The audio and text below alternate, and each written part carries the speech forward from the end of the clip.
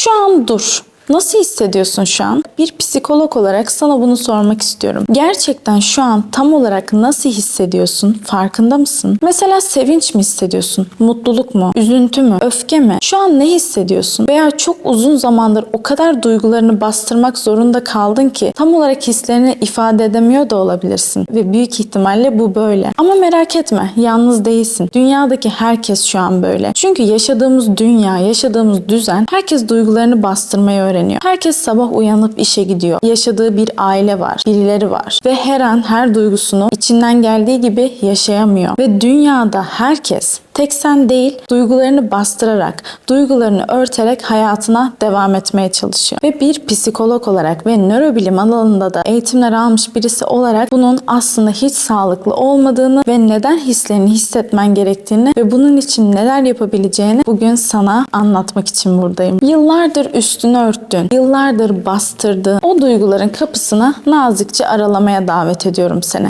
Ve merak etme, sakın korkma, güvendesin. Duygularını rahatça hissedeceksin ve bunu güvenli bir şekilde yapacaksın. Çünkü bunu şu an bu videoda bir psikolog ile, bu alanında uzman, bunu bilen bir insan ile yapacaksın. O yüzden merak etme. Arkana yaslan ve keyifli bir şekilde bu videoyu izle ve hadi gel beraber senin hayatını daha güzel, daha yaşanabilir bir hale getirelim. Ve bunun en güzel yollarından bir tanesi de duygularını hissetmek. Neden sence? Çünkü sen bir insansın. Ben bir insanım. Dünyadaki herkes insan ve biz robot değiliz. Biz duygularımızı bastırmak için, onları yok saymak için yaratılmadık. Ve bu videonun ilerlerine geldiğinde göreceksin ki duygu bastırmanın ne gibi yollara sebep olabileceğini, sana zararı olabileceğini de göreceksin. Ve videonun sonuna geldiğinde anlayacaksın ki duyguları hissetmek, bir şeyler hissedebilmek ne kadar kıymetli. Çünkü asıl güç o duygulardan kaçmak değil. Onları fark edip kucaklayabilmektedir. Öncelikle merhaba, ben psikolog Beste Dağgüven ve kanala hoş geldin. Eğer kanala abone değilsen videoya başlamadan önce kanala abone olmayı unutma lütfen. Ve her videoya başlamadan önce yaptığım gibi yine sizlere çok teşekkür etmek istiyorum. Güzel yorumlarınız için, güzel enerjileriniz için sizlere çok teşekkür ediyorum. İyi ki varsınız diyerek de videoya başlamak istiyorum. Duygularımızı hissetmekten neden korkarız? Bir psikolog olarak insanlarda en çok gözlemlediğim temel duygulardan biri de şu. Duygularımı hissetmekten korkuyorum. Bu korku çoğunlukla senin veya bunu hisseden kişilerin aslında çocuklukta öğrendiği bir durum. Ve derinlere inmiş bir inanç var aslında burada. Bunlardan birincisi, ağlama, güçsüz görünürsün. Ağlayan insanı kimse sevmez. Duygusal ihtiyaçlarını gösterme. İnsanlar seni güçsüz görür. İnsanlar senin ezik olduğunu düşünür. Çok sevinme, sonra çok üzülürsün. Çok sevineni kıskanırlar. Çok mutlu olma, seni kıskanırlar vesaire. Ve bilinçaltında şu oluyor. Duygu hissetmek eşittir tehdit ve eşittir tehdit kaçınılması gereken bir şey. Yani duygu hissetmek eşittir kaçınılması gereken bir şey haline geliyor. Bilinçaltı böyle çalışıyor. Ne yazık ki bu durum bizim duygularımızı bir kusur gibi anlamamıza sebep oluyor. Ve günümüzde şu an dünyanın hepsi ve özellikle bizim Z kuşağı, benim yaş grubumda sanki duygusal olmak bir kusurmuş gibi. Ve bakın, duygusallıktan kastım sadece ağlamak, üzülmek, mutsuzluk değil. Her şey bir duygudur. Yani birini çok sevip canım arkadaşım seni çok seviyorum demek de aslında duygusal kusur sayılıyor. İlla iş yerinde üzülmek istediğinde ağlayamamak da değil. Evet, bu zaten böyle görülüyor. İş yerindeysen ağlarsan kusur. Neden? Sen bir yetişkinsin ve iş yerinde nasıl ağlarsın? Sen okulda nasıl ağlarsın? Bunu zaten geçiyorum ama birine canım arkadaşım seni çok seviyorum demek bile kusur. Nasıl yani? Nasıl yani? Duygularını mı anlatıyorsun? Genel olarak ya da çok mutluyum şu an, ne kadar güzel bir hayat var dediğin an herkes böyle sana bakacak değil mi? Çünkü duygularını hissetmek ne kadar tuhaf. İşte o yüzden de herkes duygularını bastırmayı öğreniyor. İyi veya kötü. Ve yine danışanlarımdan çok sık duyduğum bir cümle. Şunu çok duyuyorum. Şu an ne hissettiğimi bilmiyorum bile. Özellikle travmatik bir olaydan sonra genellikle bu oluyor. Çünkü o travma sonrası olayda danışanlarımın başına gelen şey, duygularını bastırıyorlar işte dediğim gibi. Ya okul var, ya iş var, ya evde anne baba var, biri var, eşi, çocuğu. Duyguyu bastırıyor, sonra ne hissettiğini bile anlayamıyor. Mesela bu bunun en güzel örneği. Ama tabii ki terapi sürecinde bu çözülüyor zaten. Ve kişi kendi duygularını bastırdıkça kendinden de uzaklaşır. Çünkü duygular bizim kim olduğumuzu tanımlar. Ve dediğim gibi biz insanız, robot değiliz. Duygu hissetmemiz gerekiyor zaten. Onları bastırmak aslında senin kendi kimliğini bastırman demek. Duyguları bastırmak eninde sonunda ruhsal ve fiziksel olarak bizlere zarar veriyor. Duyguları bastırmak demek kendinden uzaklaşmak demek. Çünkü neden? Ne demiştim? Biz insanız. İnsanların ruhu vardır. İnsanların duygusu vardır. Ve senin duygundan kaçman demek senin kendinden kaçman demek. Bir bebeği düşünelim, tamam mı? Bir bebek doğduğunda ağlar. Acıkır ağlar. Kakası gelir ağlar. Bunlar ayıp şeyler değil. Mesela bir bebek bunun ayıp olduğunu düşünmüyor. Bize bu öğretiliyor. Mesela ben şu an bu açıklamayı yapmak zorunda kaldım. Çünkü çok hanımefendi, hanımcık, cici bir kızım ve kaka diyemem mesela. Ama yani bir bebek kakası gelince ağlar. Onun için ayıp diye bir şey yoktur. Bir bebek korkunca ağlar. Komik bir şey olunca güler. Çünkü o bunu öğrenmiyor daha. Duyguları neyse onu sonuna kadar yaşayabiliyor. O anda ne hissediyorsa onu talep ediyor. O anda ne hissediyorsa onu ifade edebiliyor bir bebek. Bu tamamen doğal bir şey. Ama biz büyüdükçe ne öğreniyoruz? Ağlama, mızmız olma, korkma, cesaretli ol biraz. Erkek adam ağlar mı? Kız dediğin bu kadar mızmızlanmaz gibi.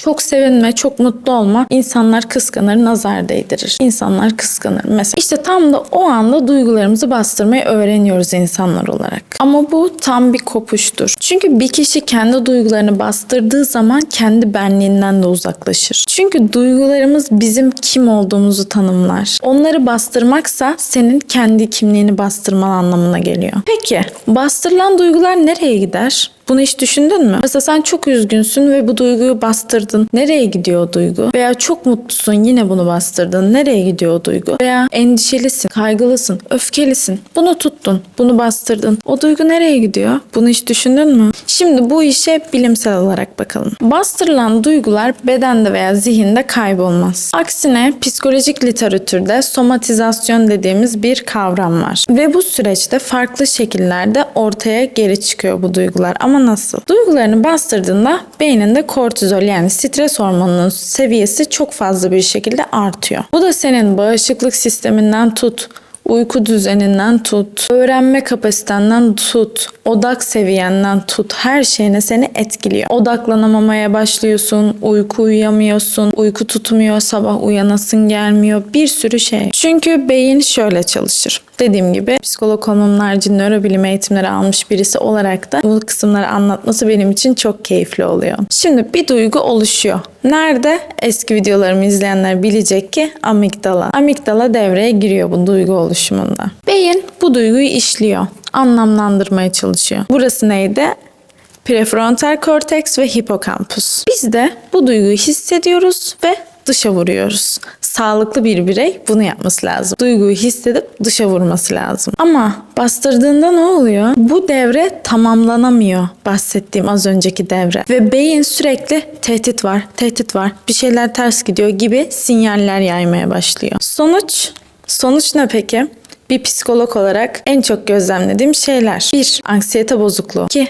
Depresyon. 3. Psikosomatik ağrılar. Mide ağrısı, baş ağrısı, sırt ağrısı, eklem, kramp ağrısı, kas ağrıları. 4. Öfke patlamaları. 5 ise tükenmişlik sendromu. Yani hiçbir şeye enerji bulamama hali. Hepsinin altında çoğu zaman yıllardır bastırılmış olan duygular yatıyor. Ve bizim duygularımızın rehberliğiyle yaşamamız gerekiyor. Dediğim gibi biz insanız. Bizim ruhumuz var. Videonun başında bunu söyledim. Ve sana şunu desem, her duygu bir mesaj taşır. Öyle. Mesela korku senin tehlikeyi fark etmeni sağlar. Duygularına kulak ver. Çünkü onlar sana bir şey anlatmaya çalışıyor. Ama sen onları bastırırsan anlayamazsın. Konuyu değiştireceğim ama birçok insan aslında ayrılıyorlar. Danışanlarımda da bunu görüyorum. Ayrılıyor ve diyor ki aslında o kişi ne kadar kötüymüş. Hayatımı ne kadar etkiliyormuş, kötü etkiliyormuş. O arkadaş ne kadar kötüymüş. Aslında bedeni onu anlattı, o anlamadı onu. Bedeni ona yalvardı, gör artık bunu diye. O anlamamayı seçti. Neden? Çünkü duygularını bastırıyordu. Mesela korkunun hissedilmesi ne anlama gelir? Korku tehlikeyi fark etmeyi sağlar. Öfke ne işe yarıyor? Öfke senin sınırlarını koruman gerektiğini sana hatırlatıyor. Üzüntü ise kaybettiklerini onurlandırmanı ve yas sürecini sağlıklı bir şekilde yaşamanı sağlıyor. Ve yasını sağlıklı bir şekilde tutmanı ister üzüntü. Sevinç nedir? Hayatın güzelliklerini yaşaman için seni ödüllendirir. Seni teşvik eder. Sevgi ne yapar? Senin bağ kurmanı ve iyileşmeni sağlar. Ve duygularını bastırmak bir insan olarak sanki hayatının pusulasını elinden bırakmak gibidir. Çünkü dediğim gibi o duygular sana aslında her şeyi anlatıyor. Aslında her şeyi söylüyor. Ve sen o duyguları bıraktığında hayatının pusulasını bırakmış oluyorsun. Sanki hani pusulasız giden bir gemi gibi. Savruk, nereye gittiği belli değil. Çünkü nereye gittiğini bilmiyor. Halbuki senin bir pusulan var. Senin duyguların var. Onlar sana yön gösteriyor zaten. Sen bunu duymamayı seçiyorsun. Şimdi sana duygu regülasyonu hakkında bir şeyler bahsetmek istiyorum. Psikolojide çok önemli bir kavramdır duygu regülasyonu. Ve bu arada her videomda söylemem gerekiyor. Eğer bu tarz duygularını gerçekten hiç hissedemediğini düşünüyorsan ve hayatını kötü etkilediğini düşünüyorsan bu durumun lütfen terapi al. Lütfen bir uzmana danış, bir doktora, bir psikoloğa, biz psikologlar bunun için varız. Bir psikiyatriste gitmekten çekinme. Bir terapi almaktan, bir doktora gitmekten asla çekinme. Herhangi bir sağlık problemin, ruh sağlığınla ilgili bir sıkıntın varsa lütfen bir uzmandan destek al. Sakın çekinme. Bunu da söylemem gerekiyordu. Peki, duygu regülasyonuna geri dönelim. Biz duygularımızı bastırmak için değil, onları fark edip sağlıklı yollarla ifade edebilmektir. Bir duygu geldiğinde onu yargılamadan fark edersin. Neden orada olduğunu anlamaya çalışırsın ve ona uygun bir yanıt verirsin. Mesela örneğin bir kaygı hissettiğinde şu olur. Bu kaygı şu an bana ne anlatmak istiyor? Bu kaygı şu an bana ne anlatıyor? Bu şekilde kendine sorarsın. Veya öfkelendiğinde, mesela bir öfkelendin, hemen duracaksın. Acaba şu an hangi sınırım aşıldı? Hangi sınırım ihlal edildi acaba şu an? Birisi sana yersiz bir soru mu sordu? Birisi senin sınırlarına mı girmeye çalıştı? Bu süreç kişinin içsel dengesini geliştirir ve psikolojik sağlamlık oluşturur. Hissetmek cesarettir. Bunu sakın unutma. Hissetmek cesarettir. Duygularını hissetmek zayıflık değildir. Cesarettir. Asıl zayıflık kendinden ve hislerinden kaçmaktır. Bir danışanım şöyle demişti. İhtiyaç duyduğumu göstermekten çok utanıyorum demişti. Yani bir şeye ihtiyacım olduğundan, bir şeyde yardım istemekten çok utanıyorum demişti. Sanki eksikmişim gibi hissediyorum demişti. Yani sanki ben eksiğim de yardım isteyemem. Yani bir şey olsa bile en zor zamanda bile her şeyi kendim hallederim. Öyle birisiydi. Ama şunu biliyoruz ki psikolojide de insan ilişkilerinin en temel meselelerinden bir tanesi de bağ kurabilmektir ve anlamlı ilişkiler geliştirebilmektir. Ve duygularını paylaşamayan bireyler zamanla yalnızlaşır. İhtiyaç da bir duygudur. Yani bir şeye ihtiyaç sahibi olmak da bir duygudur. Ve bunu paylaşamadığında, herhangi bir duyguyu, birine aşkını da paylaşamadığında, öfkeni de paylaşamadığında zamanla yalnızlaşırsın ve kendini zamanla izole edersin. Oysa hissetmek ve hislerini ifade edebilmek sağlıklı ilişkilerin ve doyumlu bir hayatın ve gerçek özgüvenin temelidir. Duygularını bastırma. Onlara sarıl. Sana yıllarca hissetme, güçlü ol vesaire dendi biliyorum. Ama bugün sana bir psikolog olarak diyorum ki ben de hissettiğin kadar güçlüsün. Hissettiğin kadar varsın. Ağlamak, sevinmek, öfkelenmek, korkmak bunlar senin ve insan olmanın en doğal parçaları zaten. Onları bastırmak kendini yok saymaktır. Unutma, ağlamak şefkattir. Sevgi istemek cesarettir. Korkmak insanlıktır ve hissetmek seni her zaman iyileştirir. Gerçek güç senin kalbinde. Gerçek güç senin hislerinde. Bunu sakın unutma. Seni çok seviyorum. Umarım sana güzel bir farkındalık kazandırmışımdır. Çünkü bu kanal bunun için var. Ben bunun için varım. Ben burada binlerce insanın hayatına dokunuyorum. Güzelleştiriyorum. Umarım bu videoda sana bir şey katmıştır. Umarım bunu fark edersin ve artık hislerini rahatça, doğalca, olduğu gibi yaşarsın. Seni gerçekten çok seviyorum ve tekrardan teşekkür ediyorum güzel yorumlar için, her şey için. Ve eğer kanala abone değilsen de kanala abone olmayı lütfen unutma ve lütfen benimle de yorumlarını paylaşmayı unutma. Seni çok seviyorum. Bir sonraki videoda görüşmek üzere. Kendine çok çok çok iyi bak ve hissetmekten korkma. Seni seviyorum.